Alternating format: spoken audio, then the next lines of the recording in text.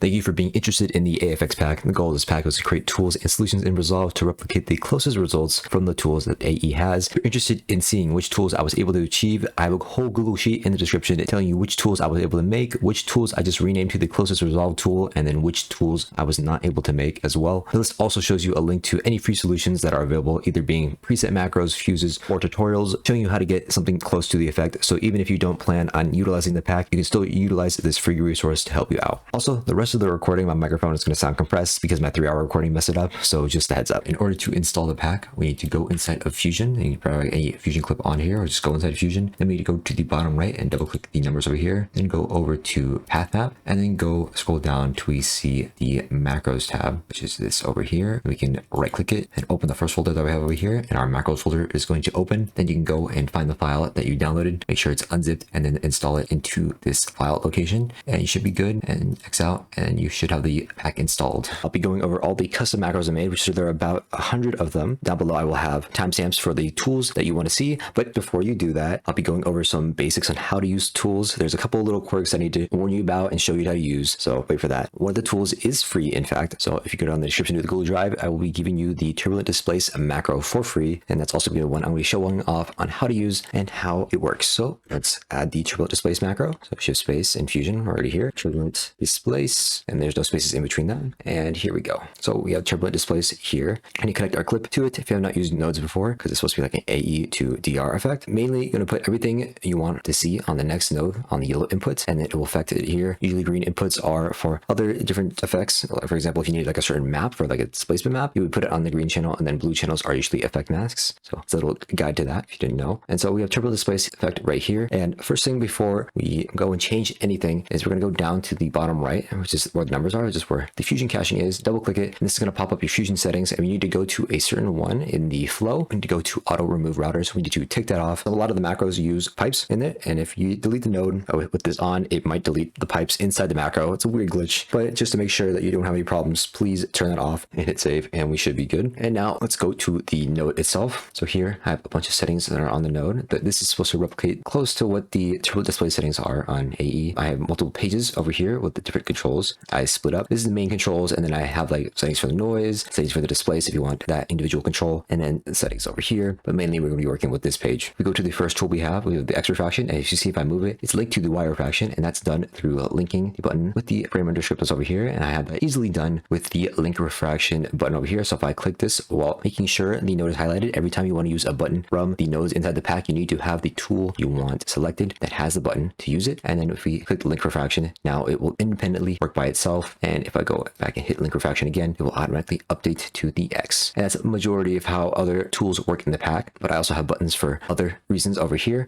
For example, I have the twisty warp right now, which is I believe is on, so let me just up this, and right now it's on a twisty warping look, but I also have presets for a bubbly warp if you want that. So this is going to give you a more bubbly warp. It's going to come out or in towards you like that, and instead we can have the twisty warp, which just does a bunch more of a twist. So between those, you can switch those on with the buttons that are over here. And then lastly, I have a turb preset, which is if you bring your playhead to the beginning and then click the turb preset, it will make an animated turb preset for you as long as it plays back like that. But the keyframe, it will keyframe from the beginning of the composition to the end of the composition that you have here. So if it's a little slow here, that's why. But we can go and adjust the keyframes that are in here. A little bit of a tip here, sometimes the keyframes do not show up on macros. It's a bit of a weird glitch. So just make sure, like, if it doesn't show up, then you can just like delete the node or disable it. Sometimes enable it, and that kind of gets rid of it. If you delete it, bring it back, and then you can usually see the keyframes here, and then you can adjust the graph however you want. And now we have something like this. So if we view it, yeah, then we have a Turbulent Displace effect just like that. That's nice and animated. Another thing you will see on a lot of the controls is these mirrored controls. So it'll allow you to, if you have mirrors, so if we stretch this out a lot more, say like this, you will see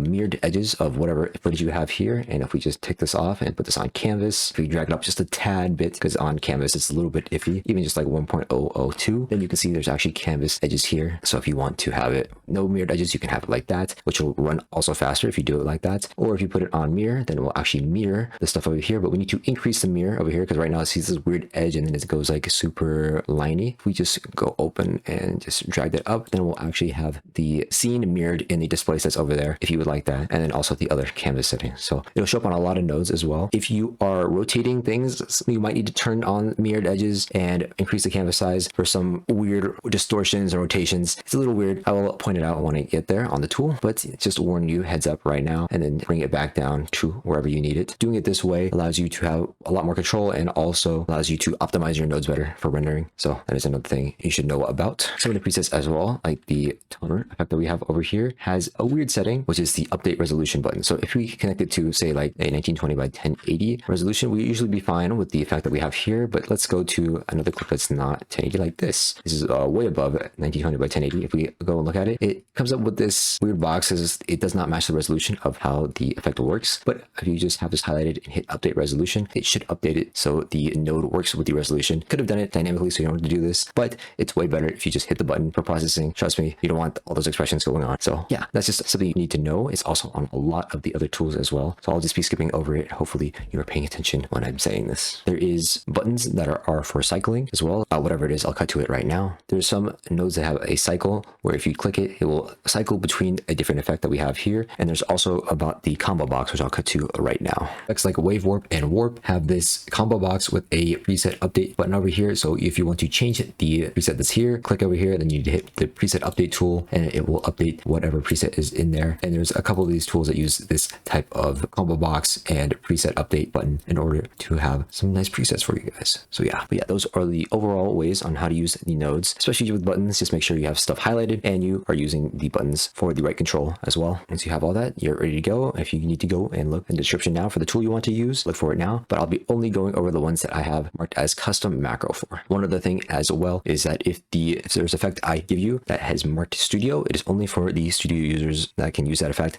but usually there is a replacement for the free users if you cannot access the studio version of that effect. Just a little FYI. All right, first I'm going to start with the bilateral blur.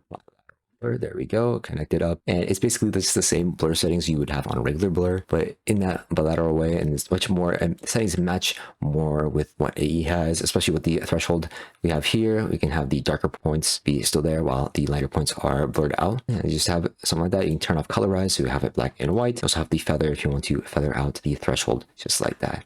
And sometimes if you have a weird fringe around the edge, you might want to turn off clipping mode and go to none, or I guess like none actually gives you a little bit of a problem there, so you can go back to frame. And that's it for bilateral blur. Next, we have the camera lens blur, which is this tool right here. If we connect it up, it is basically just the same controls as defocus gamma. It's basically the same effect, just like that. It has my preset on here. If you want it to run a little bit faster, you can go to float 16 or lower, but you won't have the same brightness with the gammas over here. So just be wary of that. You might need to bring it down. But this is actually exactly the same like lens blur from DaVinci Resolve itself. Yeah, this is the lens blur. If we take a look at this, it's basically the same effect. At least with my preset on there. There's basically no difference. I guess we can change it to hexagon and then maybe rotate it, but yeah, you have the same effect with just nodes here that you can use on the free version. All right, that is camera lens blur. Same as other blurs. Controls are not exact, but it gets the point across. Next we have is the vector blur effect, and we can just do it there, plug that in. We do have a map that's actually driving the vectors of this map over here, and you can see it's going like that. We can change the angle of where the vectors are going, but if we want to change the angle, we need to also change the mirror amount. So we can just increase this a bit. So we have it going across the screen like that. If you do 90, you need to turn it up all the way to 2. But here we have our vector blur. Now it's going left to right. And then if we change it again, now it's going up and down. And you can just use a map of colors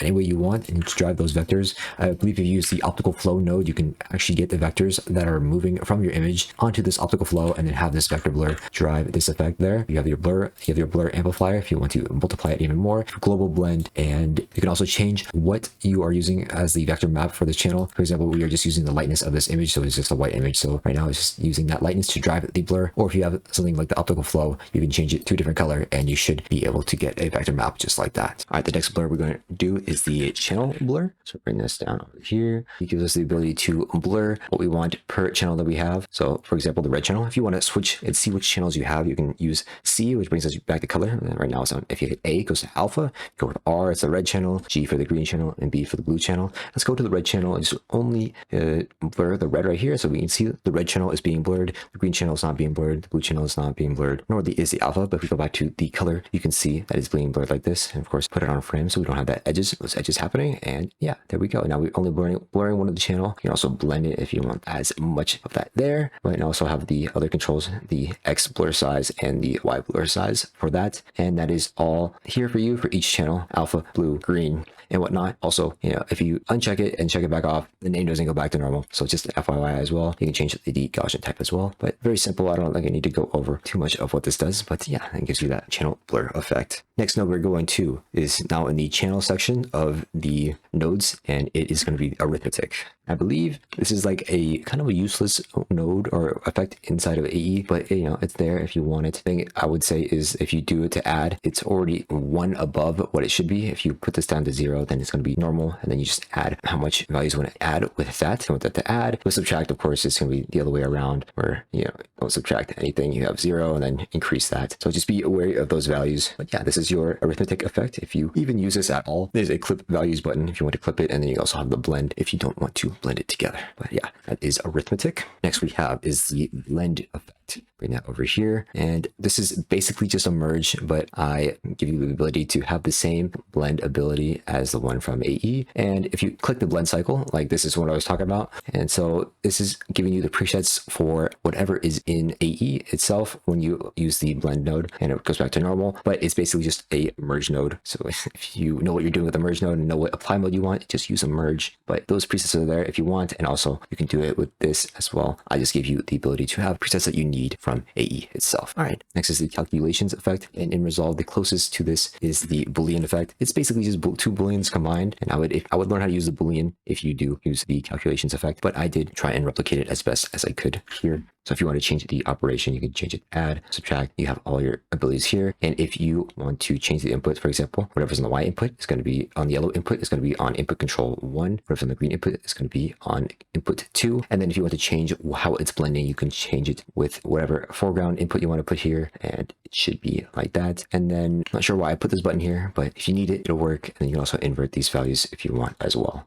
like that. There's a blend slider for this and a preserve transparency button if you need that. But yeah, that is the calculations effect. Should be working. Next is going to be the invert effect, and the only thing that's missing from this effect is the ability to invert the YIQ channels. But right now it's just for inverting RGB. You can just invert the red channel if you want, but this is an example of a combo box you need to update. So sometimes there's a combo box and there's a button right underneath it where it just says update this combo box or update node, and if you click it, it will update it with the selection that you have done in your combo box. And so there's another node like this. So right now we're only inverting the green channel, everything else is normal. Let's do invert the hue. We can do that. We can do the saturation, invert it, and be something like this, and then even just invert the alpha. It's going to just put it to 0 and just go back to RGB, and then you have a blend slider with that. So that is your blend effect, and also the way of using combo boxes. Next we're going to the set channels effect. And if we bring this over here, we have our main scene that is going to be on, or the main alpha, which is going to be on the yellow input here. And with the set channels effect, you connect certain inputs you want to the blue channel, the green channel, and the red channel, and the alpha channel, and it will show up in your image. So for example, we're just using the alpha of this image. So why not? Let's just put this on the green input as well. If we right click the square and go to the node, we can also bring up this little menu here that shows us which input we want to put this on. So if we put in this clip on the green input, we want to put the green input as there. And so it'll show the alpha of this clip and the green input of this clip here, or whatever we see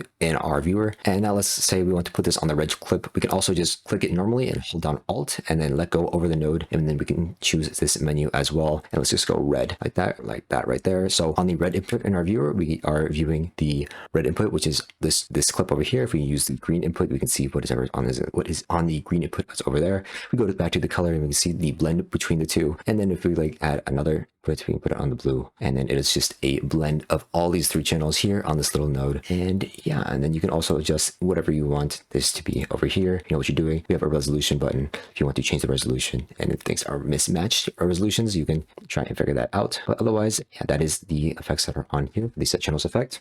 Next, we have the set matte effect, and I would probably never use this as a DaVinci editor, but if you need it as an AE editor, it is here as well. It's basically just how to mask and resolve. And don't even use this. You can use a circle mask, put this on the set matte effect into the image output, and it just will mask whatever you want there. And if you need to mask the mask as well, you can go and put it on the effect mask input, and then let's just bring this one down, and you can see this is affecting the mask that is here. We can even invert this and then move this around, and that'll be an additive mask. this will be a subtractive mask. I don't know, play around with it if you ever need it, but it's there. We would normally use a map control node, probably just put it to the garbage input and just call it a day there. Next we have is the solid composite effect. Another node I will probably never use. It's just a background node. That is it. We plug it into the background here. If we size down our main input, and then we can change the background however we want. It's just the same thing as basically putting down a background node and a merge and putting that on top here and sliding it down and choosing whatever color we want with this. I don't know. I made it. If you need it, it's there. Next, we are going to the color correction effects, and this one is going to be the black and white node. So it's black and white. You can put an ampersand there, but it is in fact here, and then you could adjust black and white as you want. If you want to bring back the saturation, you can, or you can adjust the values itself. This is going to be the yellow channel. We're going to adjust the yellows of the scene, or bring it more down to be more desaturated, or bring it up. I believe this is not saturation, it's luminance. You can bring the luminance right there. Let's bring down the luminance of the blue so you can actually see what's happening here. So the sky's getting darker because it's blue, or it's getting a lot lighter because we're moving it up and down. So you just adjust that graph to the way that you want, and you'll get your black and white effect. I honestly wouldn't do this in the Fusion page. I would use it in the color page, but this is it if you want to use it in the Fusion page. And I also have a tint control if you want to tint it just a little bit more in a certain way. We got to turn the tint blend up in order to get that ability. So now it's tinting to the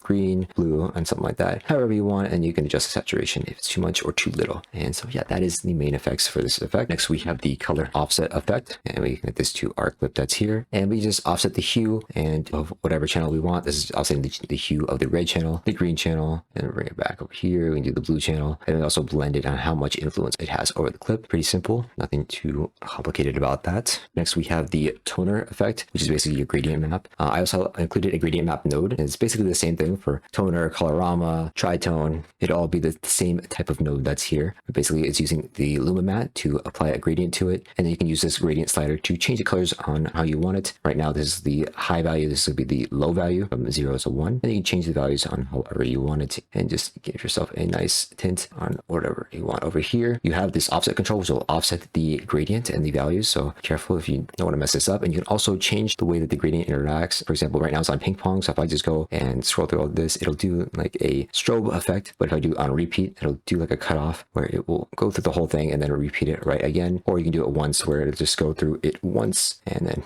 nothing again. I'll go all the way to the green, or say all the way to the black like this, or here. So I'll keep it on ping pong. And I also have the update res button that's on here, like we talked about earlier. We have a garbage mat on here, so if you need to get rid of the whole effect that's on here, you can connect that to the garbage mat, and it'll isolate the whole range of whatever's here. Or if you just want to isolate the effect of the gradient map itself, put that on the effects mask, which is the blue input that's over here, and it will isolate just the tone, and it will have the background. It's still intact. But yeah, that is your toner effect, that's your gradient map effect, that's your tritone effect, that is all of them. Next we have the channel mixer effect, and this is exactly the same as it is in, just the values are a bit different. You just go on a scale from 0 to 1 rather than from a scale from 0 to 100. Should be the same thing, the way it interacts. We also have the monochrome button if you want. If you know how to use this, there you go. The next node we have is the color link node. I really like this node and how it came out. We just connected to the scene that we have over here, and wherever this is in the viewer. So let's take a look at our main footage over here, our second viewer. So wherever this point is on the footage, it will give us the color that is exactly underneath it over here. So if we just move this around, we can get a darker blue over here, or let's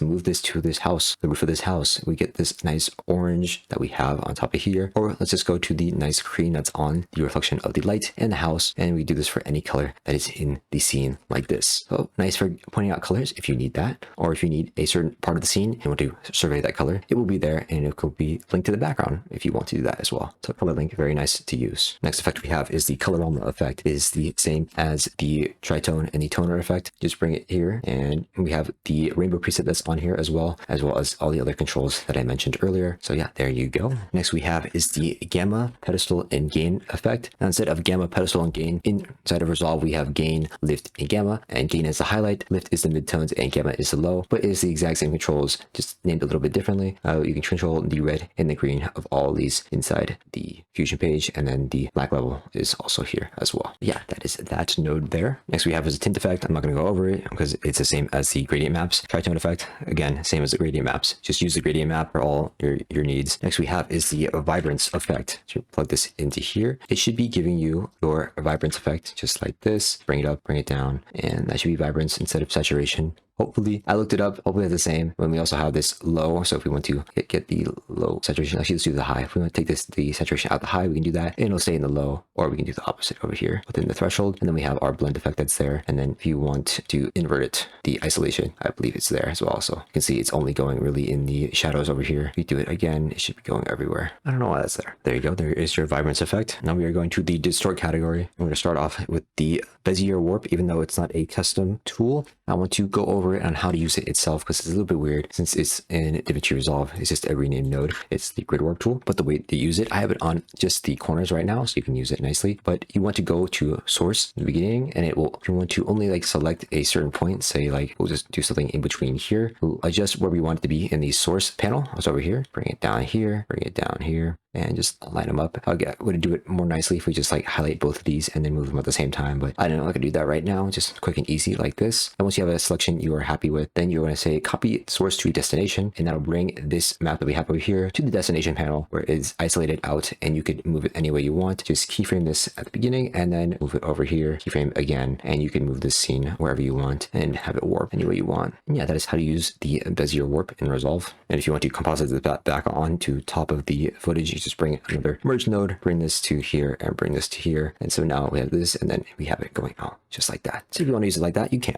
Next node we have is the bulge effect, and this does exactly what you think it is. It makes a bulge warp here, and if we can increase it with this here, we have the radius that is not linked together, but if we link it with the button, we can do that right there. Also change the middle position of that right there, and we can change the refraction height of how much the warp goes in or outwards. You can change the softness of how it interacts with the map that is causing the warp with this over here, as it smooths it out or it makes it a lot more sharper and around there. You can also change the border width to make it even bigger than we wanted before, or bring it down. Let's just put this back in the middle. If we want to increase the spread of how this works, it's another way of smoothing it rather than the taper smooth. I just keep it at the low right there and just use the taper softness for the most part. Next we have is the pin controls. See, if we bring this over here, right, the edges are kind of warping with it, but if we don't want the edges to warp, we turn on the pin corners effect, and it will clamp those pin edges down so it doesn't get affected from the warp that's happening over here. And we can increase the soft edge if we want it to be a little bit looser, or we can increase the border width if we want to increase its influence on the edge right there. But if we just turn that off for now, then we have a global blend. All right, next we have the bend it effect. Bend it and bring this over here, and then we have a little border showing us how it's bending over here. We can just take that off right now because we know how it's bending, so we can adjust the way that it bends over here. Right now it's like the bottom, but we can also have a button that makes it go to the left, and then we could bend it in that way as well. This is actually made in 3D, so we can also change it to the Y if we want it over there, so it bends like that, or the Z. Now it just goes in the middle, and you can also change the type of bend that we have over here. It does like a taper or a twist depending on what you have selected. There we go, it's the Y twist. And you can also change the angle, and it'll twist in a different way depending on the angle. So we do the bend, now it's going more down like an angle, or we can change it and you can see which way it's going. You can change the center, and then you also have the range control. See how effective this bend is. And then if you don't see it like positioned in your screen very well, you can go to the position tab and then adjust the zoom of it and the position and the rotation of here.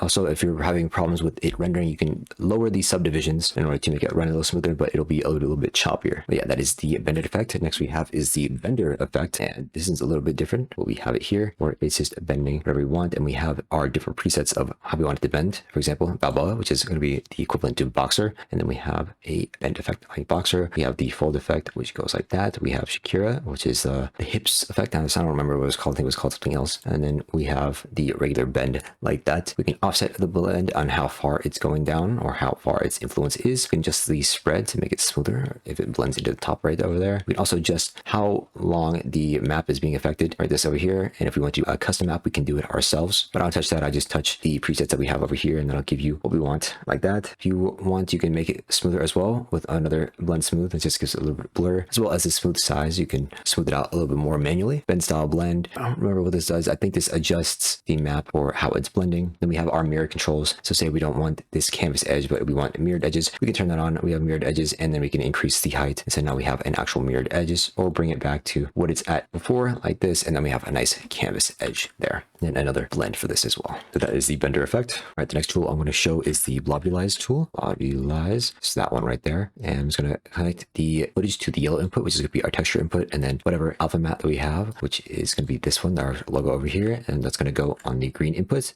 and then we can view it in our right viewer here, and you can see it's pretty big right now. If the resolution does not match, you can hit update res and it should match up right there. It should be matching the yellow input that's over there. We can put a transform node here, and let's just bring this down so we can have it a little bit easier to see. And then we can go through to our settings. We have update res, and then we have our bulk. So if we increase this right here, it'll increase the amount of alpha that we have here, or do it the other way, you can decrease it. And same for the blob, you can want to blob it, you can make it more blobby like that. You can also increase the bulk so you have a little bit more area for the blob, or you can get rid of that. So that's your Blobbylize effect. If you want to increase the or decrease the bevel, the width, you can do that over there. Just increase or decrease that there, like so. Let's just leave it around here. And now I can turn down the matte blend if I want to bring in the background over here, and so it's mixing with the background. I can also increase the matte softness, and this should do something. I'm not sure why it's not. It might be this here, it might be, no, I don't know. I think that might be a dummy thing. I'll check it. But yeah, next we have the refraction background. So if we have this matte blend off and we turn this up, you can see how the refraction is actually bending a little bit of the image outside of the shadow of whatever is here. And if we turn this down, it does not do that. So if you want to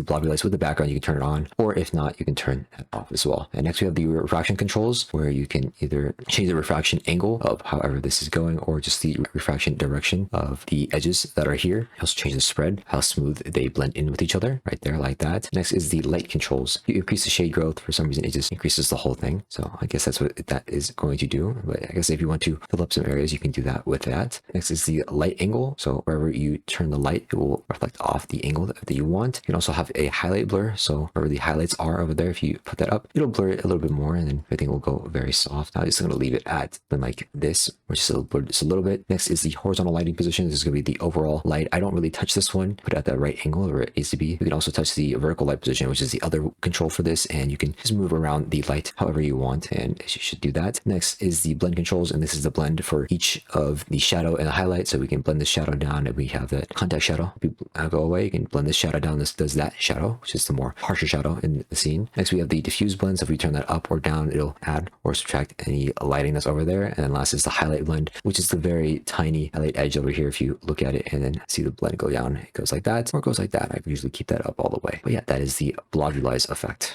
Next macro we have is the Griddler effect. It is a bit weird, and I'll explain it, but just hang in there with me. So the way for the Griddler effect that it needs to work in order to give you the grids that you want, it needs to be keyframed at frame 1, and then you need to animate it to however you want. So let's go over here, and then we can animate the size. We can actually see the grids, and it will animate the size right there, and it'll actually scale down the image that's inside there. And you can also move it around however you want. And I would usually not move it with the translate, but I would move it with the actual jitters. So if we go to the beginning, go 0, and let's go over here to where keyframe is, and then keyframe the Y up, it'll start randomizing the position for this. And then we have some sort of randomization for, our Griddler effect, but just everything needs to be keyframed for this to work. And then if you also don't have the image fitting in the correct way, you can hit fit in center, and it'll fix that. You can also choose how many subdivisions that you want. Right now it's at this many, but if we bring this down, we can have less subdivisions there. And then also you can fix the scale, how this is fitting in the screen if you liked, but I will keep it like that. I believe you need to fix the scale of how things fit if you change the subdivisions too much, because then it starts not looking correct, but that effect is there if you want it. Next we have is the lens effect. This is probably similar to the bulge effect, just gives us a nice bulge as here. We can also just increase it to here so we don't have it existing, or there we can increase where the bulge is coming from with the size center control. We see where it converges with the reflection convergence. It gives us an offset on our map. We can also offset the map itself with this offset control. The spread also is how smooth it works, smooth it's warping. We can also have the orb blend with the background, so it has something like this, or we can have a canvas blend, so it blends with the canvas like that. And lastly, we have a blend with the whole effect as well. That is the lens effect. Next we have is the page effect, and this requires 2 clips. One is going to be on the yellow input, the other can be just left alone and it'll be white, or it can add another input and it'll show us the next node that's there. So in order to turn the page, we have the turn amount, which we can do with this control here. And then we still have the bend amount, so if you want it to be super loose or bend the other way, you can do it like that, or you can increase the blend a lot and it'll start curling on itself, but so I wouldn't go past probably 2. Next we have the bend center, so it changes the center of where it's actually bending from. Next we have the rotation, so we can change the rotation of where it is bending from. Then we have the fold distance, so how far the fold is coming out of the screen for. And right now it's like going to be super tight against the footage that we have here, or if we increase the fold distance, then it's like taking a big turn and pulling it out really far to the screen. I'll just reset this back over here. Next we have is the position controls. If you want to position this, it is a 3D effect, so you can position it in 3D space however you would like. Next we have the cull faces, so I wouldn't really touch this because then you are saying which face you want to take off, but right now we can say increase that and and it'll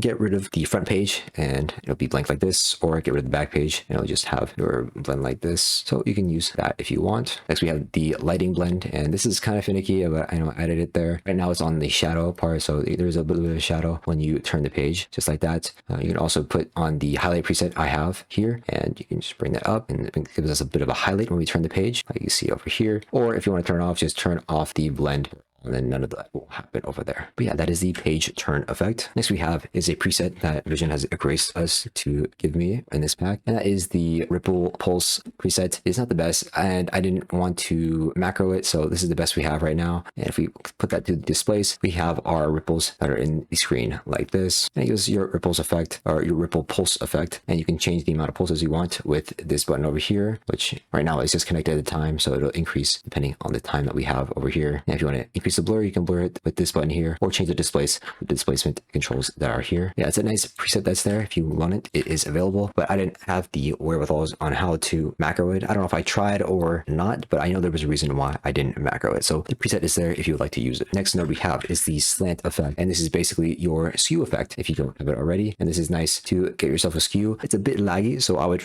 really just use the skew effect from Reactor from June, a very good fuse maker, where he just gives you this nice skew effect and you can do it yourself. But my skew does have a bit of different controls itself. If we take a look, for example, we have these other buttons here. So if we want to say pin this to the bottom, we can pin this to the bottom and we can slant our footage based off the bottom that we have over here. Or if I want to do it to the top, bam, do it to the top right there, and you can see the X skew. If I want to do the pin to the left, then we will have to get rid of the X skew that we have and then start playing with the Y skew that we have. It'll start skewing like that, as well as we can mess around with the angle and it'll start doing some crazy stuff. I would not suggest it, but it is there if you want. We also have a motion blur slider, and we can change the canvas to whatever edges that we want as well. So yeah, and if you want to get back to the regular skew, you can go back to normalize, and then now we're skewing like we were before with these controls, or vertically these controls. All right, there you go. That is the slant effect. Next we have is the smear effect, and this is the one I made in the tutorial, so nothing biggie. I also taught you how to macro this yourself in the tutorial, so if you want to go see that. But basically you can have one point is the source point, the other point is the end point, and then the refraction is the amount that is smearing between those two frames. Not exactly accurate, the same one that is in AE, but it is close enough, and you could probably get the same results if you just use the source point and grab it just a little bit more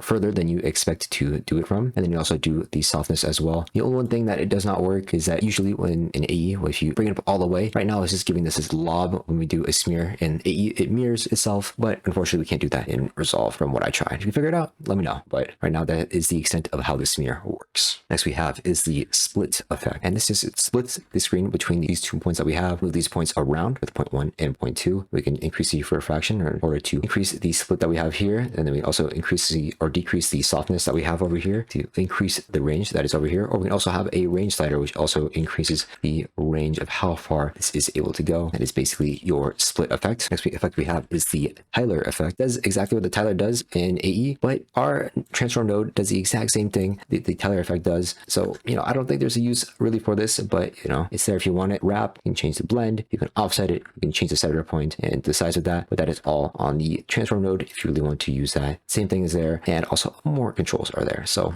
I'll just use the transform instead of the Tyler effect. It's a bit useless on Resolve, but is there if you need it. Next node we have is the Displacement Map, and this is basically your displace node from Resolve, but it's a little bit upgraded from the one that you used to know. This one does involve using a gradient map, so I'm just going to grab my background here, change it from solid to gradient, and then we have this gradient map here. I have one saved on a different version here, which is just to move the points that are there. So we can put this into the green input of the displacement map. We can go to the displacement map, and right now it's doing a warp that is going towards us, and we don't want that. We just go to the XY, and we can do the warp that's going left and right, just like that. Right now they're linked. If you want to unlink them, we can unlink it like this. Then we have the Y refraction and the X refraction. I usually use the offset on -0.5 because it offsets the warp a bit more. Basically all the same other controls. We can link the refraction back together. So we have these controls that are linked together again. If you want to switch the channels, I don't know if it actually switches the channels or if it just does the green and the red channel, but it'll switch those channels to be different like that. Right now it doesn't matter because it's on a black and white displacement map, but that is there if you want it. Also, the big thing for Resolve is that this actually has canvas edges if we want it. Regular displace mode is forced to have duplicated edges, which is what we call it here, and it's not the prettiest thing to do. So we can just go and put this point 002, and now we have canvas edges for our scene, for our displace. So if you want that, that is there. Next we have is the magnify effect, and we're gonna add this over here. It's similar similar to one of the other bulges and displays that we have, but it just magnifies whatever is on the scene at this single point in the center. And then we can increase the size to however we want it. We can normalize the effect to have just not a normal magnify, but we just have a square, or we can go back to circle the way that we want. And then we could,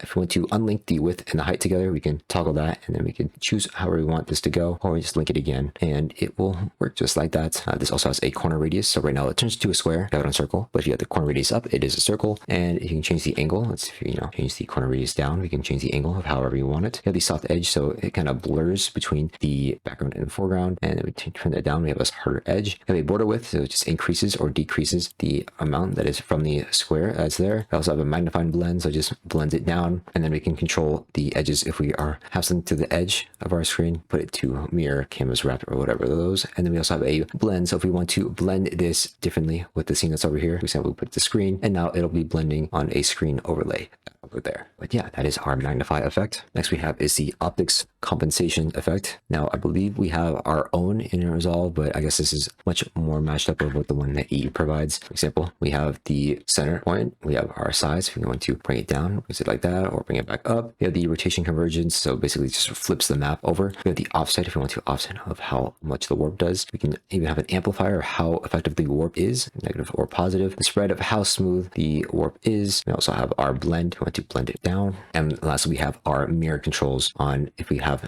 canvas edges, wrap, or mirror, or duplicate, just like that right there. All right, next is the ripple effect. This is my custom ripple that I made with gradient maps, and you can see over here right now it's oscillating on the ripple offset. We can turn off the ripple offset here with that, and now it'll be stoic. Right now that's the footage moving, not the animation, but we can put it on and we can have it rippling like this if we want that. I'll turn that on for now. We have the ripple range, so how much it ripples or how big each ripple is. Then we bring that down if you want like very small ripples, or I guess non-existent ripples, very small ripples. With this, we have the start, so we can choose where this ripple is starting from if we just bring it over anywhere over here. Next we have the blur map, which will smooth out the ripples in between each other, so we have it very smooth like this, or we can have it more rough if we just leave it like that. We have the pulse amplifier, we can decrease or increase the amount of warp that is there, or as by 0, so it doesn't do anything, but there's our warp doing that. Going to the refraction controls, we can choose if we want to do a warp like this, or we can do a warp like this, which is going side to side in that ripple pattern. I just probably choose radial like this on Luma. Next, we have the range controls on how far the range of the extra ripple goes, and we have the range blend, so we'll probably turn that up, as well as the shine amount. We can choose the shine amount that we have over here, increase it, decrease it. We can have the shine show up as well.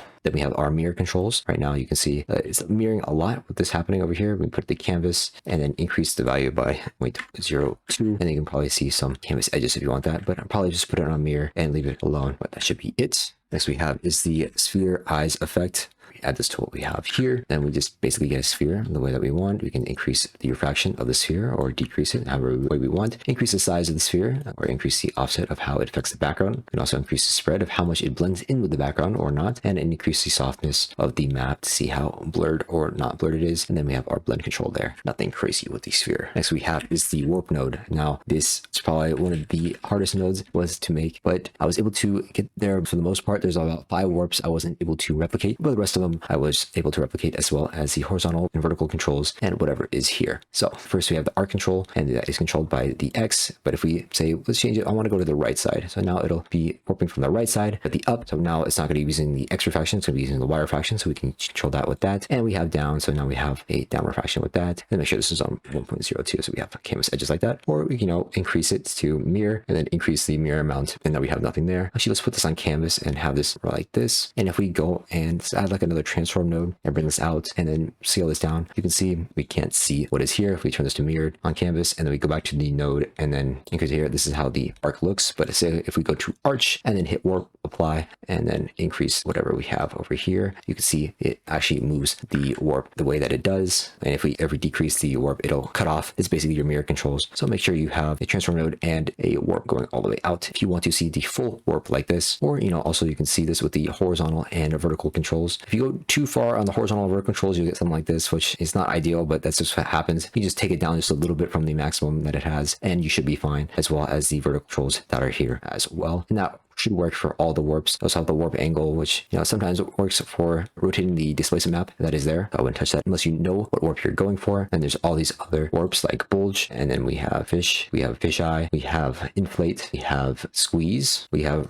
rise, and then we have twist. And for the twist, you use the twist refraction control because it's using a different map there. But yeah, inflate, we use the, well, make sure we apply that. Inflate, we use the warps that are here. And if you want to see all the controls for the displace, they are here unhidden, and you could choose however you want to create your own displace. But for the most part, that is that. And the last one we have of the distort category is the wave warp effect. We take this here. We see we just have our regular wave warp effect, and if we turn it to silent oscillating and up to the preset, you can see that our wave warp is moving. But we also have different presets as well, like the triangle preset, which is basically, I'll make sure that's highlighted, which basically makes a warp triangles. It makes, we have blocks, we have saw, and we have circle. Let's go back to silent oscillating, and then we can increase or decrease the warp amount, increase or decrease the frequency of the effect, scaling from the center of the image. We have the wave offset, but right now it's being animated with the preset that we have on there. So we have the warp direction, and you can see it is changing the warp direction, but it's also being cut off. So you need to make sure your mirror controls are on, and you increase the mirror amount in order to see the full mirror that's over here. And then you can also see the full warp that's over here, also mirror it, and you'll have your angle working, so you can have it vertical or horizontal, just like this. So if you change it to horizontal, I would turn the mirror on, turn it up, and bring it back down. Or if you want to bring it back down to normal, then I would undo these settings that we have here. Next, we have auto smooth. So if we bring it down like this, it'll become less smooth, and auto smooth will just give us a little bit more of a smooth that is there. We have a warp offset, so it'll offset the amount of the warp going up or downwards. We have the wave spread, which will also increase the smoothness in between the map, and it'll kind of flatten out whatever we have here. We have the blur size, which will do the same, but we're going to bring out down or up and down the values instead of just the warp smoothness. Next we have is the extra smoothness blend, so we can see if this blend is down, then this extra blur does not work. We have the mirror controls, which we've gone over. Then we have the pin controls, and if we turn the pin all the way up, it will pin one side of the warp for it to not move while the other side is moving. The left side is not moving right now, and the other side is. And if we just bring this forward like this, it will make sure there's no warp over here, and there is a warp over here. I believe there's an offset happening somewhere, so if you want to bring it back down like this, so now you have something like this where one side is not being warped and the other side is, and you have your blank point, your warp point, and then you can see how much the blur in between those points are if you want to smooth it out in between those points. And then you have your blend as well. If you go to the map tab, you can customize the type of map that you had. For example, if you want to, let's go to saw, we preset update, and we go to saw, you can see there's a different map. Then say we have sine, and it is different over here. You can make your own map for the way that you want to wave warp this as well, so that ability is there if you are interested in having it. Next, we are on to the generate category on the ones I was able to generate, and the first one we have is the beam effect, and we just have this on here. We just basically merge this with whatever footage we have that is there, and then we have this beam that we can adjust the position of with the points that we have over here. We can adjust the soft edge of how bright it is, and the border width of how much it affects the area. We can change the style of it, we can change the curve, or we can make it flat on the corners, or we can flatten the corners here if we want to do that. And also decrease or increase the range of the beam between the 2 points, and we can change the color of how it's looking over here, as well as change the glow controls that are affecting it. We can change the glow size, which makes it go up further, the glow strength, which is over here as well, and then how it clips with the edges, the blend of the glow, and any other influence of the color that we want to use with the apply mode, and these red, green,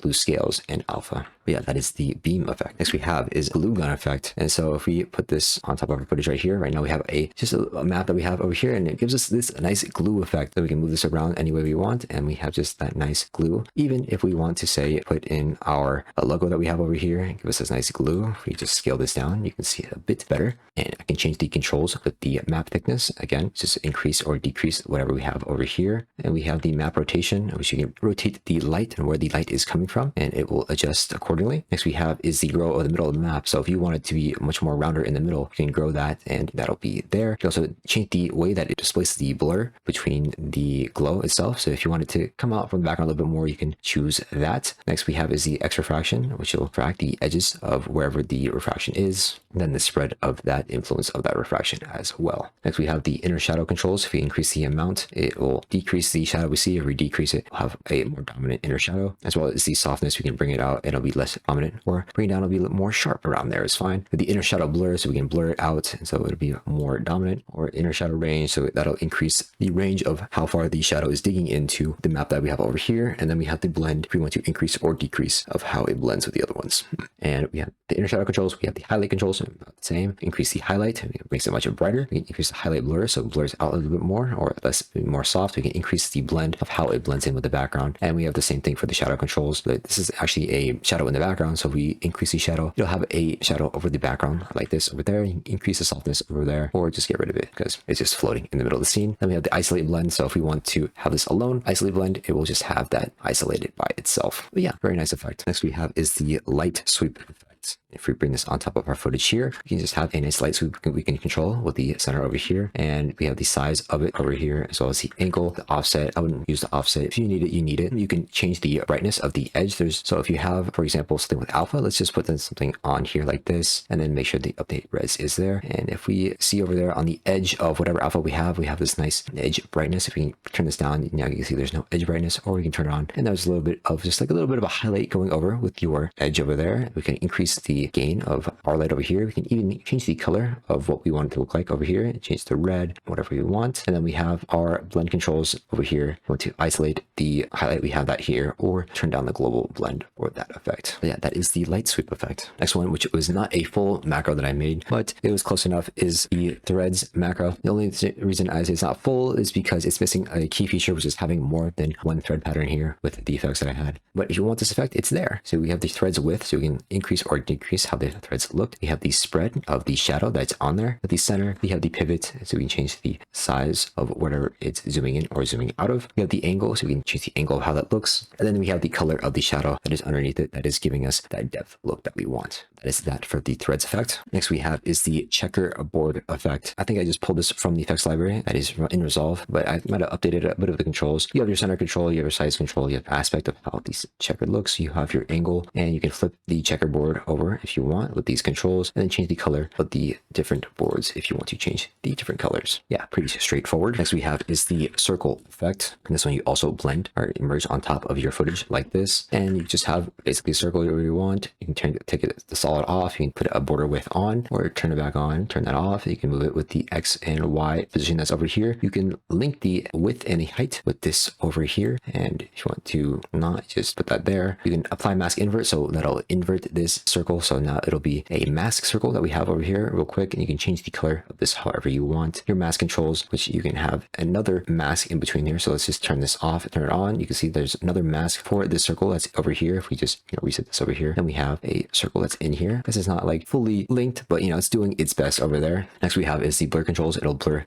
both of the circles that are there, or we can have it just blur one side, so now just the inside's not being blurred but the outside is, or we can also invert that so the outside isn't and the inside is, just like that right there. All right, and then we have transparency if we want to make the circle transparent. Next we have is the filled effect, and I believe this is just basically just a background. Next we have is the gradient ramp effect. This just gives you a gradient. It's basically just a background node. I can put it on top of here, and this gives us a gradient that we have over here. We can change the applied mode settings if we want. You can put it to screen. We can switch the color points. It just switches the positions of where these are, and then we can just move the offset where we want. And the blend mode works actually with, if you turn the blend on, then you can start blending it with the original scene. So if we have the screen, we can just have this highlight over there, or if we put it to overlay, then we could have it over there. We can switch the points around and just do whatever we want with this gradient ramp. But yeah, that is your effect there. Next we have is the grid effect that I made. But this is pretty nice. Just your regular grid. You can change it like this. So you can link it so that the sizes are being linked together. You have your center points, you have your pivot controls, you have your size controls, aspect, angle, and your color controls that you can use however you like with that. Next we have is the paint bucket effect, which is basically just a paint node, but there's a paint mode button on there. So if you want to know how that works, you just go to modifiers, and then you choose wherever this point, or there's like an invisible point for some reason, but it should be in the center of the screen right now. If we start bringing it down, it'll start isolating certain areas that it will make a paint bucket for. So yeah, that is pretty nice to do. You can increase the range. It'll start increasing the paint that is filling up the area. It's not very, accurate, but it's doing its best there. Yeah, that is the paint bucket effect for that. Next we have is the stroke effect, which is not the layer styles, but it is just a line. You can just be able to make a line. I don't know why I include this, but if you need it there, it's there. Just make a line and increase the border width, and then you have your stroke controls, but it's just basically a polygon control right there. And I believe that's just the same for the right on effect as well. Just a polygon node that you increase the border width, and then you can, position it or the length just like that. Next category is the keying, but I basically did not make any new keying tools. The keyer I always go to is the chroma keyer. So if you're just wondering how to key, I'll just go with the chroma keyer. It just isolate whatever you want with dragging it over here. If you want to bring it back, hold down shift and bring it back, the color. So take it away, bring it back with that. And yeah, it's my go-to keyer. Next category is a matte and a mask effect. And I did not do anything for that. But for the simple choker, the matte choker, and your mini mask effect, it's basically going to be the erode dilate node. Anything you need to do with that effect is basically it. You can increase it, decrease it. And also if you have an alpha with the erode dilate, you can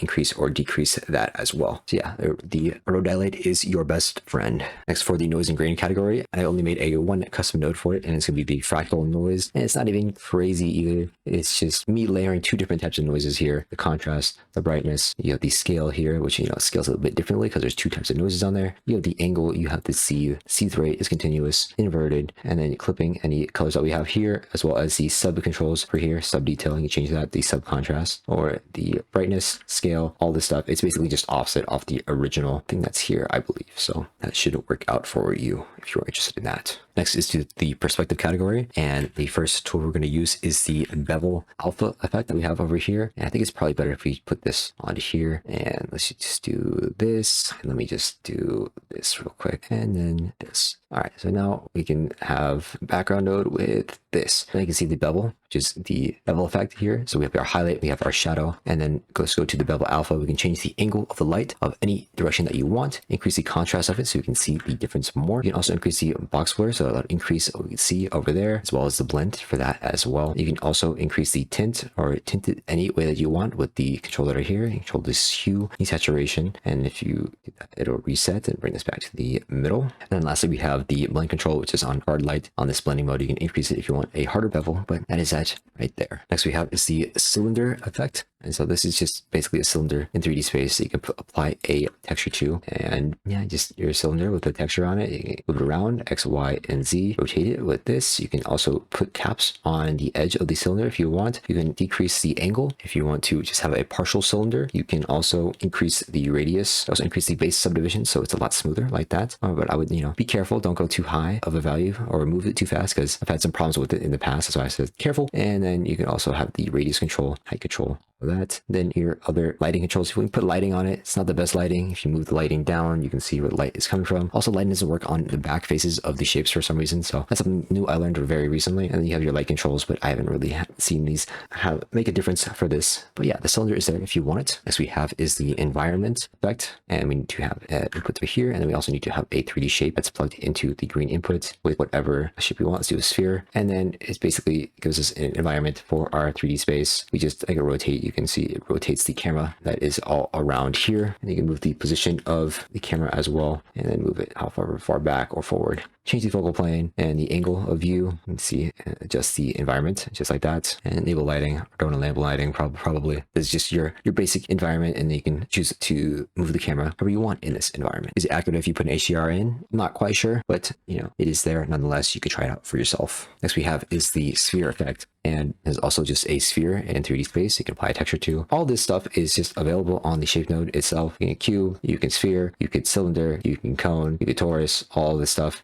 But I just made it easier for you to use in this way. You have your radius, subdivisions, you have your angle start, maybe make a half circle if you want. You have your latitude, which is all the way around, and position, rotation, nothing crazy. Same lighting controls as the cylinder. Next is the spotlight effect, which is pretty nice. And then put this to our footage over here. And we have spotlight wherever we want. This is going to be our source point of where the light is coming from. It's going to be where our source point is focusing on. Over here, we can increase the height of the map, which basically increases the width of it, or we can unnormalize it. And so now we can increase this however we want. Normalize it will give us a little bit more perspective on the influence of where the light is coming from with this. And also decrease the light blend or increase the softness of the edge that's over there. You can change the light color of whatever you want, tint it a little bit away, and then if you want to reset it, just hit the reset controls there, and I'll reset all these controls that are here. You can invert this to invert this so the light's everywhere but the center. Go back to the shadow controls. You can control the color of the shadow of whichever way you want. It's blending with it, and then you can have the apply mode, which is showing you how the shadow is applying to the background that's over there. And yeah, it's doing its own thing. And then if you have a different resolution, use the update res. it's there. Next we have is the Radial Shadow effect, and I'll probably use this to see the Radial Shadow, just like this, and it gives us this nice Radial Shadow that we can use, move it around with the pivot points over here, increase the shadow blur, increase the shadow size, or decrease it. We can clip how much of area that we want. We can leak the blend as well of the smoothness of the blur, and also leak the blur a bit more. With the color controls, we can control what color we have on the shadow, and then we have the global blend amount as well. Next, we are on to the simulate category, and I did not do many effects from here. These are a lot harder to do. Maybe I'll attempt them in the future though, but we do have a couple of them here. For example, one of them is Card Dance, made by Vision. It's a bit heavy, but you know, nonetheless, it's a card dance effect. Make sure that fit UVs is selected, so make sure everything is working correctly. And then we could go and just say, let's just change the X rotation and do this. Hopefully it'll work. Yeah, there we go. So if we see the card is moving like this, we can offset it, and then we can just animate it however we want. Just do this, and then increase the value like that. And then hopefully, if it renders, we could see it move. So we have something like that. And then we have our card dance. It's moving. It's just a bit laggy because of just how much stuff is in this node. But this is Vision's node that's in its free pack. Go check it out. There's other great nodes that are in there as well. Thank you, Vision, for allowing us to add it in the pack, so everything is cohesive inside the pack, so we don't have to go everywhere. Next we have is ball action, which gives us ball action. This, and we can let it go. It's similar to the Griddler effect, where it's using the same technology on how to make it, but each time we have balls that we can use. We have the radius, we have the subdivisions on the balls, and if you can fit it and center it, if it's off, you have the rotation of the whole thing that's here. We have the rotation there, we have the pivots, we have the size, and if you want to, for example, jitter it, then we have to keyframe it, but it's already keyframed here. So this like this. You can also do the size, keyframe it up or down. I believe it's just like, I believe with the jittered it's just randomly up or down. But yeah, that is the extent of the ball action node there. And the last thing we have in the simulate category is the shatter effect, which is the same one that I did in my tutorial, but nice and preset for you. And actually with the nicer displacement map, you can see these shards are a little bit more random than they were in the tutorial. Even though they're still all rectangles, they look a little bit sharper, a little bit more random in their position. So yeah, you know how to use that. You should know how to use this. Fit to center and set the footage to this here. The translate is on going downwards, and you need to keyframe it in order to go downwards because it's a replicate node. And you can change the subdivisions to change how many shards you want, but you need to fit and center this again, and then also use the translate to center your footage correctly in the way that you want it as well. And you can change the displace scale as well if you want to go crazy, fit center, but it's all determined by the shatter map as well. But yeah, that is there if you would like to use it. Next, we're going to the stylize category. This is going to be our brush strokes. Put this on here, and this gives us some nice brush strokes to our footage that we have over here. We can increase the particle density. I'm not going to touch that right now because it's going to lag a lot, but you can increase it if you want more particles. I believe particle variance will change the position of this, but it also gives us some gaps, so I don't suggest doing that. You can increase the size of this if you would like. Increase the amount, so this gives us how much strokes that we want to show, and then we also do the Y size, and we do something like that, which gives us a nice different effect. If you want to change the angle of this effect, you can as well, and it will do that. Sometimes you will get edges that are not working with it, so you might need to change the mirror amount, but right now it's on always 2, so it should be working fine. But say if I like lower it, you can see it's messing up the sides, so put that mirror amount all the way up. Next we have the background blend, so we turn this off and then turn this down a bit. You can see that the background is no longer available, and if we put the background on, then it starts blending with this there, and you have a bit more of a convincing effect, and then you have the overall blend for the effect right there. Next we have is a more of a glitchy effect that I didn't know if I was going to include or not, but you know, I have something there. It might work, it might not. It's called the block load. This is going to be version 1. It's very finicky, but it does the effect nonetheless. Let's just bring this down to 2 so you can maybe see what is happening. I don't believe it's working correctly, but here it is going from this pixelated version, swiping all the way up, and then going to this pixelated version of the footage here, and going from that and then swiping down every single time like that. It is not working correctly the way that I thought it would work. There was certain times where it did work correctly, so I don't know why it's not working right, but this is your copy block load effect. Maybe I wouldn't even use this, but you have your controls here. If you want to blur the offset amount that it's going down by each time, you can do that, right? Increase or decrease it, and also the blur increment as well. So try it out. The blurs per second is how many times it should be going through that whole cycle per second. So right now this is a 3-second composition, so it should be going through it 6 times, but it's not. So I don't know what's up, but it is what it is. Play with that if you would like, or fix it for me. That would be nice. Next effect that we have is the glass effect, and this one's pretty nice. We need a background, so I'll just use this, and then Turbulent Alpha like this. Let me make sure it's the same resolution, or actually we might not need to, because on the glass we have an update res button. So if we update the resolution, it should match the resolution of this to whatever's here, and then we could just scale this down to however we like, and it should be working fine, just like that. Oh, I'm messing up the edges a little bit. So whatever on the green input needs to have an alpha, and then you have your texture on the yellow input that's there. Same controls as the glue and the Blobbylize. You have your bulk, for the most part that works. You have your blob if you need it to blob. You have your bevel if you need to increase or decrease the bevel that's there. You have the matte blend, so if it blends with the background or if if it doesn't, here's your matte softness. This is controlling the softness or sharpness of the shadow and the highlight. You have the refraction blends, if it blends in with the background or not. Let's just turn that off for now. And then we have the blur for the inner part of the glass as well. Next we have is the refraction angle. So see how it's refracting against the background and the bottom over here. That is what the refraction angle is controlling. You can also control the refraction angle of the refraction with this control as well. If we go away from the refraction and go to the light controls, you can increase or decrease how much the shadow is affecting the image, as well as, I guess, the shape image as well. You can do the light angle as well, show us any angle where light is coming from, and it will adjust accordingly. The highlight for itself, you can see the highlight of it being blurred or not being blurred. The horizontal lights as well for the main part of it. I wouldn't touch this because it just kind of affects all of this, but that being there is fine. And then the vertical light as well. And lastly, the blend controls we have over here. We have the blend for our shadow 1, blend for our shadow 2, the diffuse blend, which is just the highlight, and then we have the highlight blend as well if we want that there. That is our glass. Next we have is the Hex Tile effect, which is a bit glitchy itself. If you have it in around, you can see it for some reason it's going and going and going. Also, there's these UI elements that I can't get rid of, but it does the fact that you need your hexagon shape that is there. It blends in, and you have your tiler effect. So it changes the tile center of the hexagon. It changes the angle of how it's presenting itself, and then you also have your pattern settings where you can move the pattern around, the pivot for that, the size for that, and also the angle for that. And what's fun with this is that the angle will always face in the viewer of how it works like that, so that's kind of cool as well. Next we have is the Kaleido effect, which is basically the kaleidoscope that we have in Resolve, and maybe a little bit different, but for the most part it does what a kaleidoscope does. Nothing crazy. Change the pattern center, the size, the angle, the sides as well. But yeah, next we have is the threshold effect, and this is an effect made by Mr. Simon Upstill. He has this effect out for free, but I also made my own version of being able to use this with the range controls that we have here. And so you just isolate a certain area in either black or white. And you also have a feather range for this, which I have either linked together or not linked together. You can unlink that expression if you would like to do that as well. But yeah, for the most part, that is your threshold effect. Next we have is the threshold RGB effect. And this one does the same thing, but has the threshold for certain color channels as well. You have this one for the red, the green, the blue. You have a saturation control, saturation cleanup control, which I'm not sure exactly what it does because it's basically just saturation again. And then we have a blend control of it in general. You can also invert the values if you need to, like that. Next we have is the emboss effect, which is the same as the color emboss effect as well, but we connect this here and we just have this emboss on top of all of our stuff. We can just put it on our image that we have here as well. If you just need to give this a nice gray so we can see it nice and easy. So there, the resolution does not work, so update mask, update resolution, and there we go. Now we have another emboss effect. Change the angle any way you want. The spread up, it kind of increases or decreases the sharpness of it. We have the blur map, which also increases or decreases the sharpness of it. We also have the light color, so we can change the light color. Unless we want it white, we can turn it to red or whatever color we want. Same thing for the dark color, which is going to be our shadow. Any color that we want, just make it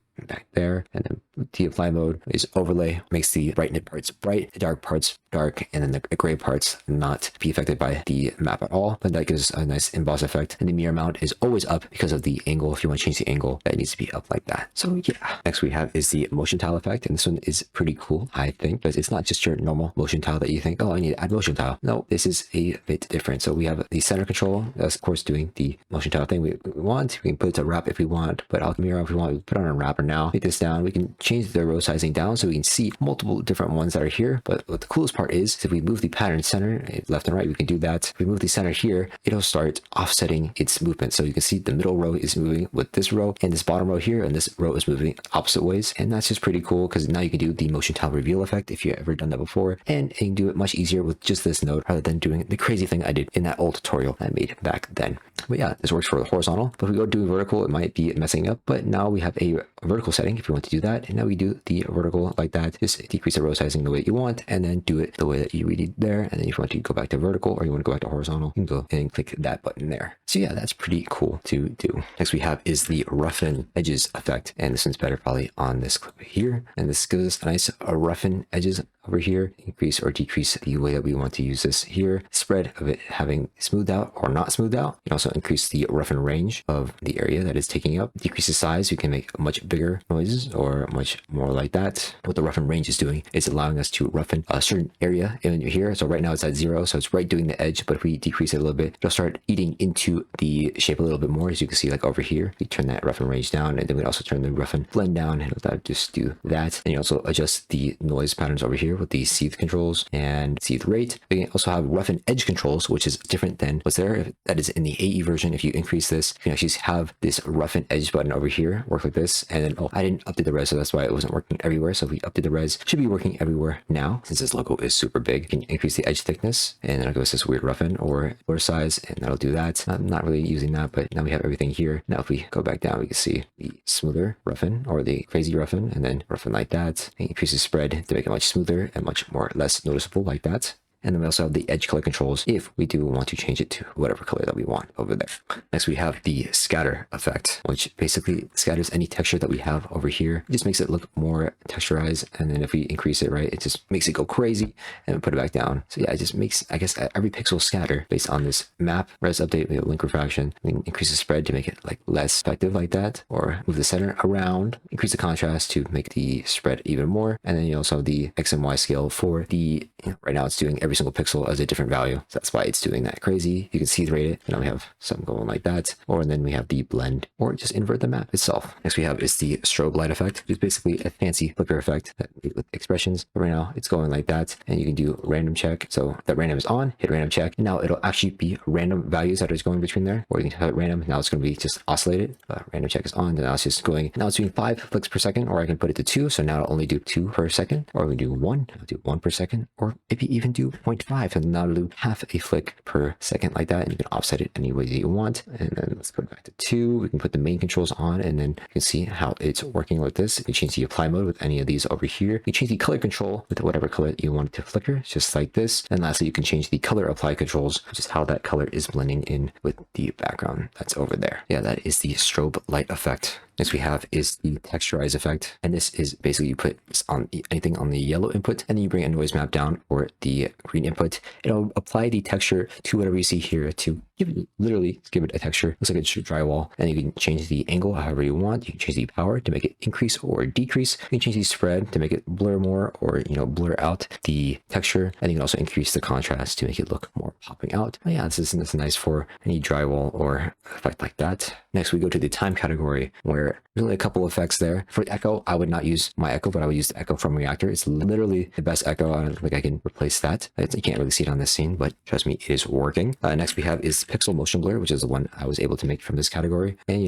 it works. It is blurring the pixels. It's a little bit laggy, but it is what it is. You can increase the scale to make it blur even more. And then you have the warp count to make it even more detailed or less detailed, and the smoothness if you want it to be very smooth or not smooth at all. And then the blend for that is basically using optical flow and vector motion blur for the effect. So that's how to do the motion blur itself. Next is a node that took a long time to do, but is the time difference node. So this is pretty close to what is in AE. It's not exactly the same. The blending modes are a little bit different, and some of the controls are different on the way that they work, but for the most part, it is the same. And it's basically taking the difference between one frame of what is on the yellow input and what is on the green input, and then showing the difference between with the little lines that are here. And then you also have its own delay for the green input that's there. So right now, see it's the same input, but it's showing something because there's a delay between these two over here. And then you have absolute difference. If we turn that off, it has a different type of blending mode, and then all these different blending modes you can apply. And then you have a different effect if you put absolute and lightness. And it's just like the way that the After Effects version works. Update that, and yeah. I also have a custom one if you want to do that. Yeah, it's just pretty interesting to use. Yeah, you can do this however you want. Increase the gain, increase the alpha boost, down, alpha strength. Alpha strength could be 0, and then now it's being, there's no alpha in the scene over here. Background transparency, you can put that to 0 as well. So that'll make it transparent as well. And you also align the resolution for them to be the same if you need that button there as well. But yeah, pretty nice node. Next is the time displacement, which we don't have an official node for, and it doesn't do the exact same thing a time displace does in AE, but this is the closest thing we have, which is one that Vision made. And we have this clip right here, and let's probably just do, I don't know if it'll show if I do anything with it here, but right now it's using the time to displace 4 slices of different frames in order to make a displace here. I don't even know if you could see a difference with this at all. Yeah, probably not, but trust us, it's working. If you follow any any tutorial that has a time displace, you can put it up all the way up to 10 frames, but it will lag a lot. So maybe I wouldn't, maybe you would. And you also increase or decrease the softness, and this node is all made by Vision, so go check him out as well.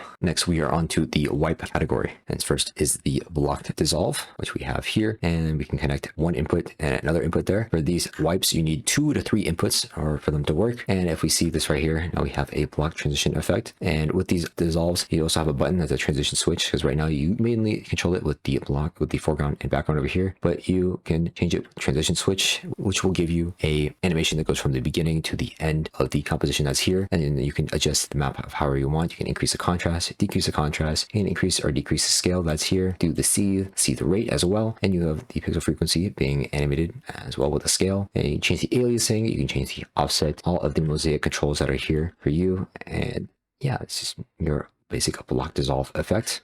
Next we have is the preset from Vision, which is the card wipe effect. Card wipe from Vision. Here's a whole tutorial on how to use it, and for some reason it's super duper laggy, but it does the job just like that. It exists, it's possible. Next we have is the glass wipe, and this one already has a displacement map here, but you can change the displacement map to whatever gradient map that you want. And if we take a look at how this works, let's turn the transition switch on and take a look. It is giving us this little glass effect around whatever displacement map that we have here, and then it changes to the next scene over there. If you have a certain displacement map you want to use, you can use that there.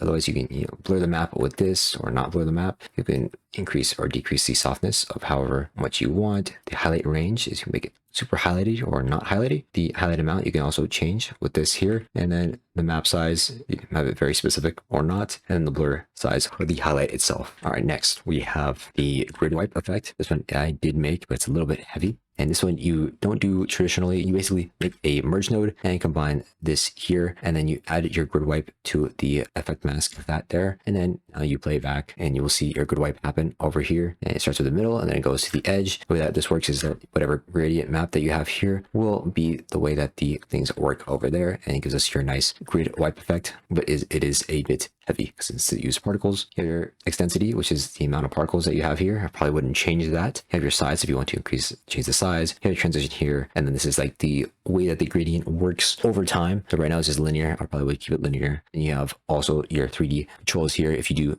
decide to change the map, you can also change it in 3D space however you would like as well. These are also some values that I suggest using if you do change it. The density over here and the size over here. All right, next we have is the image wipe, and basically this is just your average wipe, most likely. Yep, just like that. Transition switch on, and it just goes up and down. Transition switch from that. You can invert it to make it go the other way around, and then you also move your gradient for the scene. So that's how you would usually do that. It increases softness in between the two, so you can have a nice softer one, or super sharp with this over here, and then you have any threshold or other controls for your map that you're using for your image wipe there. Next is the jaws effect, and this one you do similar to the grid warp effect. You merge node here, connect this here, and then connect that to there, and then you would animate, in this case, the height in order to do your width effect. I did not put a automatic one here, but you also, a lot of people use the jaws for just black bars as well, and the way you would do that is you can actually just use it itself as black bars and have that merge on top of your footage here. Right now, it's like that, but if we put the amplitude all the way down to 0, then we have our bars effect. But it's literally so easy to do the bars effect without it. Just do a rectangle with your background, put that there, and view that, invert this here, put this all the way up, and then you have your bars however you want, and with the height. But the jaws is still here. It still provides some other value. If we put the amplitude up again, we do have some other presets like chomp. We have slopes, which change it to a slope like that. We have crisps, which makes it more crispy like that. Then we have zips, which makes it much more of a zipper effect there. And then we have custom. If you want to apply a custom shape to the graph that you want, you can do this however you want and make this any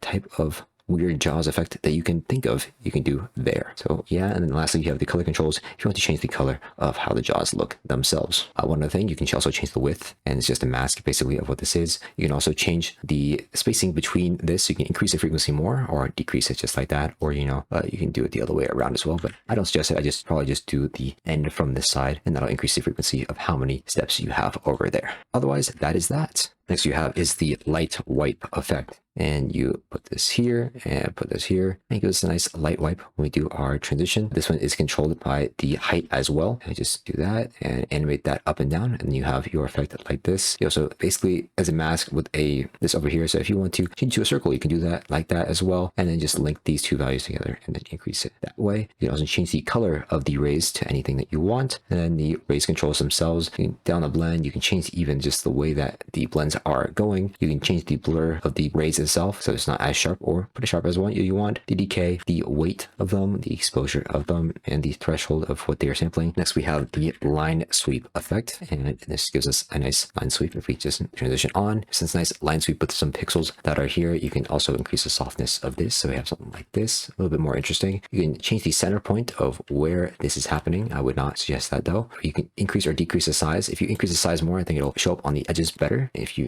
decrease it like that, let's put it back to where it was before. You can also change the angle of where this is happening, increase or decrease the pixel frequency, aliasing, offset, all your mosaic controls, and your aspect and thickness of this. So yeah, nice line sweep effect. Next we have is the Radial Scale Wipe. This one is just more a warpy effect that you have to use the merge with. So I'll probably merge this with the bottom, put this on the top one, and then have this here, and then you could animate the circle size, and it'll give us your nice scale effect, and probably put the refraction strength down. But yeah, now it's doing a little bit of a refraction on the edges. Probably increase the spread a little bit more, maybe the soft edge, and you'll get a little bit of a different type of transition with that there. And just increase the size, offset maybe down. You have your blends, your global blend, and your background switch. And you also invert it, so it goes something like this instead, and then you have something like that. Let's give something here, maybe -1 for this. That looks about right. And then your strength is 1, and then increase it, not with the viewer controls because that messes up. And then you have something like that. So that could be very interesting, but that's how you use the Radial Scale Wipe there. Next we have is the normal scale wipe, and this is more of your warp effect that extends the edges around, and you use the gradient map in order to use this. I believe Vision is the one who pioneered the design for this node, so that's very nice. I think I added is the buttons where you can cycle between the edges, between canvas, mirrored, duplicated, and wrapped. You also update the res to make sure that it's matching with the resolution that's there, and then you have your strength of how far it goes. I believe it only goes to 1, and then it starts to repeat on itself. Yep, there you go. And so it's just extend however you want it. Just any angle you can go with it,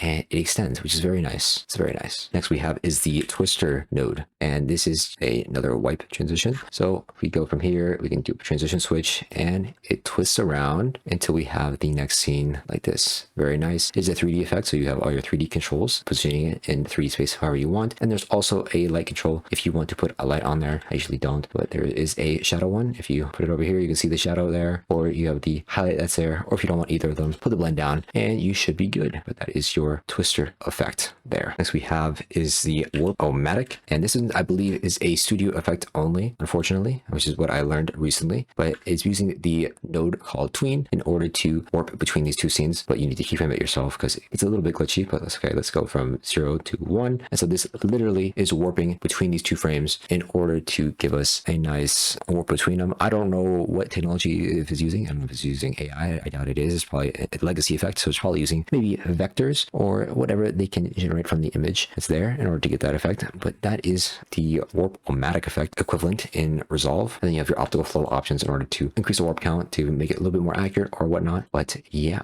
that is that. Next we have is a gradient wipe effect, and this is just your more normal gradient wipes. Transition switch on, increase the softness if you want, but you can also make a border around this as well. If you want to have a custom border, go around that. You can turn that off. And also with every gradient wipe that you have over here, anything that's connected to the pink input will be the gradient or the gradient wipe. And so let's just say, let's go and do radial, or no, let's not do radial, let's do angle. And so we do this radial effect right here. Now you have something like this, and it's kind of going in a clock shape for this effect. But yeah, any gradient works with this type of stuff.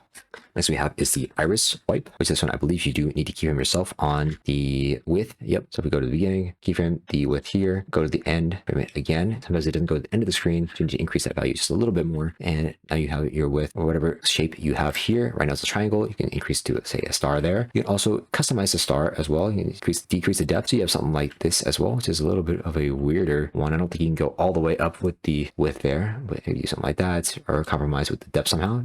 Animate that as well. that'll work. You also can not make it a solid and then increase the border width, or just to do that. I guess you can do that if you want. If you want to unlink the size from each other, you can click that button. I'm not gonna do that now because it's doing the transition. You can change the position of where this is happening as well, put back to solid, and then you could also decrease or increase the blur of however this looks as well. And then angle. And then if the res is not working, you can update the res and it'll update the shape of what is sampling here so it looks right. Next is the linear wipe, which again, it's a little bit repetitive, some of these, but it's basically the same thing of the gradient wipe there. You have just a better softness control. You can also change the position of this and the rotation of where it's going with the map inside of the wipes control there as well. Next we have is a radial wipe. Connect this up and then put our transition switch on, and we have our radial wipe that goes like this, which is one way of it going, or we can have radial map do this, which is in a much more counterclockwise manner. You have a res update to make sure the stuff fits over here. We can also move this to the angle over here, but sometimes you can see it's not working like over here because it's bending, but that's an easy fix to just increase the size, and so now that'll fix, and then now you have it from any position that you want on the screen, and then you can decrease the size if you don't want it to go all the way, just like that. You also have aspect control, which kind of tricks the timing of this a little bit. It's a little bit weird, but it works. And you also change the angle of where it starts with the angle control that is over there. Just increase the size as well to make sure everything is working correctly. But yeah, that is the radial wipe effect. Next we have is the Venetian Blinds effect, and this one is pretty cool as well. Take a look, put our transition switch on, and it goes from this to this. And right now it's only going from the bottom of the line to top of the line, but we can change that with the thing that we have over here. So we put it to ping pong. Now it's doing, right now it's doing that, and then right now change it to repeat, and then we hit res update. Right now it's doing this with the Venetian Blinds. Put it to repeat, and it does this, and then we put ping pong and change the gradient map as well. We put the softness up as well, so you see what's happening with this. Still growing like this. Change the angle of however we want it to happen. Let's change the offset of where it's doing it. We change the offset to like 0.5 over here with the ping pong effect on. Then it'll start growing from the middle and then grow out to the sides and then build up like this. And also if we do, I guess repeat, it does it like that. This is 0. Does it from one side, we ping pong it, and we put it to 0.5. It does it in the middle, just like this, or these sides. Repeat, same thing. Once it just does one whole thing as well. And then that is after that. Now lastly, we're on the layer styles. So I'll go back to the logo that we have over here. And first thing we have is the inner shadow, and update the resolution. So now we have this little inner shadow happening on our alpha. And then we can increase the blur size to increase that, or we can increase the erode amount in order to put that there, or we can also decrease it to take it away. We can also change the position of where it is. So if we want to offset it to one side, we can as well with the center control. Do that with the size as well if you want to just like offset it a little bit weirdly more. We can change the angle if you want. You can also change the edges if you needed to. You can also change the color of it over here. So make it red or black or white. Right now the white doesn't work because if you go to the apply mode for it, it's on inner shadow. So right now we're doing multiply. So it's only going to preference dark colors that are here and mix it with whatever is here. But that is our inner shadow effect. Next one is the inner glow effect. It's the same thing, but the opposite. Right now it's preferring to do the brighter colors. Make sure update res is on. See the same inputs, blur, the erode amount. You have the center point, size, angle, canvas, the color controls. The only difference is right now it's automatically on screen, so it's going to prefer bright colors that are going to be there as well. But if you need inner glow or inner shadow, you can type in either. Get the same thing for the most part. Now we have the Bevel and Emboss effect, layer style one, and this one is probably similar to the other ones that we have over here. Show with the update mask and res. This one's a little bit sharper over here, so you can increase the power or decrease the power any way you want. For the most part, keep it up. You can increase or decrease the amount in order to increase those over here. You can blur it out, so have something like that over there. Change the angle of where light is coming from, or even decrease the blend of the shadow that's over there, and then you also decrease the gain, so we have some much more softer, or decrease the blend. You have something like this as well, and the mask resolution might be a problem with it masking. Let's see. And with that, we have our effect like this right here. Next, we have the satin effect, which is basically like a silky type of look that you can put on your nose here. And you can control the map of how it looks like here, even control and zoom out of here. And you can even add like more lines to this if you want, if it's allowing me to. Guess not. There we go. That'll be an interesting effect if you want to customize it even more. You have the center effect, which if you move the center, does it crazy stuff, but it's the same way that layer styles works supposedly. And you can blur it out more if you want to make it more soft. Change the color of it the way that you want. And also change the apply mode if you need to do that as well. Next is the gradient fill effect, and this is just gradient map that you plug into here. Gives you a gradient however you want, and update the res so it matches whatever you have here, and then you can move the gradient points. Right now I'm just hitting whatever's highlighted in the viewer. I'm hitting Alt and clicking around anywhere. It allows me to grab that control, and then I'm hitting Tab to go to the other control that's selected over there, and I can move this however we want till we get this set up the way that we like. That's the gradient fill. Next we have the stroke effect, which is the layer layer style one. Make sure this is LS at the end for layer styles, and update the resolution for that. And it gives us a nice border or whatever we have over here to give us a nice stroke. And we can increase the size if you need to, but just probably the amount for the stroke that we need, angle, color that we want, and you can flip it